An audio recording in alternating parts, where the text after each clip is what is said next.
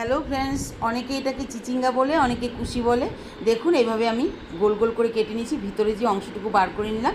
এদিকে কড়াই বসিয়ে সরষের তেল অল্প দিয়ে 3টে পেঁয়াজ কুচিয়ে নুন দিয়ে এটাকেও নুন মাখিয়ে নিলাম, মাখিয়ে রেখে দেবো। এদিকে পেঁয়াজটাকে একটু হালকা ভেজে নিলাম, তারপরে একটা টমেটো কুচিয়ে দিলাম, 1 চা চামচ আদা রসুন বাটা দিয়ে দিলাম, একটু সামান্য হলুদের গুঁড়ো, সামান্য লঙ্কার গুঁড়ো দিয়ে কুশির ভিতরের যে অংশটুকু দিয়ে দিলাম, দিয়ে এটাকে ঢাকা দিয়ে সিম করে সেদ্ধ করে নিলাম। তারপর একটু মাখা মাখা করে নামিয়ে নিলাম। ওই পুরটাকে এটার ভিতরে ভরবো। দেখুন এইভাবে দিয়ে একটা ছড়ানো প্লেটে করতে হবে, তাহলে ভালো হয়।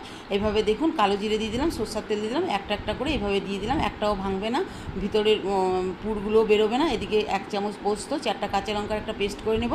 দেখুন এভাবে সিম করে, গ্যাসটা সিম করে এটা রান্না করতে হবে। এভাবে পাল্টি মেরে দিলাম, দিয়ে 2-3 বার এভাবে পাল্টি মারতে হবে। তারপর পোস্তটা বেটে এর মধ্যে কাঁচা লঙ্কা পোস্তর পেস্টটা দিয়ে দিলাম, সামান্য জল দেবো, দিয়ে ঢাকা দিয়ে এটা করব। আবার সেভাবেই পাল্টি মারবো। দেখুন এইভাবে একটা রেসিপি দারুণ খেতে হয়, একটু নতুনত্ব আছে।